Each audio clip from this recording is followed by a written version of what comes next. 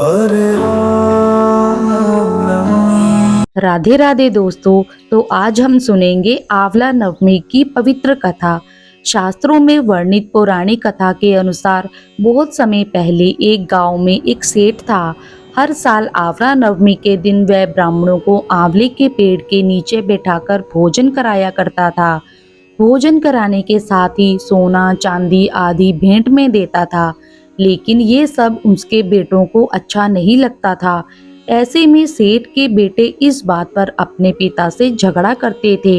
इन सब चीजों से तंग आकर सेठ ने अपना घर छोड़ दिया और दूसरे गांव में जाकर बस गया। दूसरे गांव में बसने के बाद सेठ ने अपने जीवन यापन के लिए एक छोटी सी दुकान खोल ली। साथ ही सेठ ने अपनी उस दुकान के आगे एक आंवले का पेड़ लगाया। भगवान की कृपा से वह दुकान बहुत अच्छी चलने लगी। इसके अलावा वह सेठ अपने नियम को ना तोड़ते हुए हर साल आंवला नवमी के दिन विधिवत पूजा करने के साथ ब्राह्मणों को भोजन कराता था और दान भी देता था। वहीं दूसरी ओर सेठ के बेटों का सारा व्यापार ठप हो गया। ऐसे में सेठ के बेटों को समझ आया कि वह अपने पिता के भाग्य से ही खाते और कमाते थे।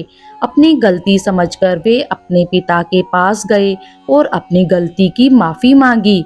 फिर पिता के कहने के बाद सेठ के पुत्रों ने भी आंवले के पेड़ की पूजा करनी शुरू की और दान दक्षिणा करने लगे। इसके प्रभाव से सेठ के बेटों के घर पहले की तरह खुशहाली छा गई और वे सभी फिर से मिलकर सुख समृद्धि के साथ रहने लगे। आंवला नवमी को अक्षय नवमी भी कहा जाता है। एक अन्य कथा के अनुसार एक समय धन की देवी माँ लक्ष्मी पृथ्वी पर भ्रमण करने आई।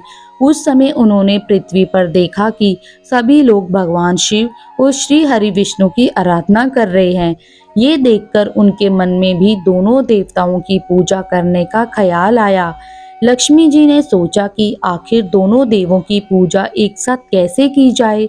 लक्ष्मी जी इस सोच विचार में मग्न हो गई। कुछ पल बीतने के बाद उन्हें एहसास हुआ कि धरती पर तो भगवान विष्णु और शिव जी को एक साथ केवल आंवले के पेड़ के सम्मुख ही पूजा जा सकता है, क्योंकि सिर्फ आंवला में ही बेल और तुलसी दोनों के गुण मिलते हैं।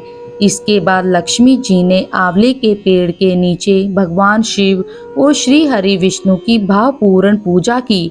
देवी लक्ष्मी की भक्ति देख श्री हरि विष्णु और शिव जी प्रकट हो गए। इसके बाद माँ लक्ष्मी ने आंवला पेड़ के पास भोजन पकाया और दोनों देवों को भोजन कराया। ऐसा कहा जाता है कि तभी से हर साल कार्तिक माह के शुक्ल पक्ष की नवमी तिथि पर अक्षय नवमी मनाई जाती है। इस दिन भगवान विष्णु और देवों के देव महादेव की पूजा करने से जीवन में सुख और शांति की प्राप्ति होती है। इसके साथ ही पूजा का दोगुना फल मिलता है।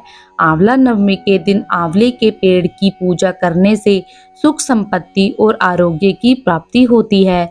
साथ ही इस दिन किया जाने वाला जप तप और दान सभी पापों से मुक्ति दिलाता है।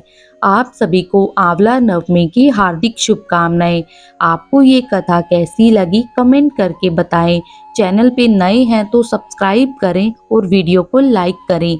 जय श्री कृष्णा। राधे राधे।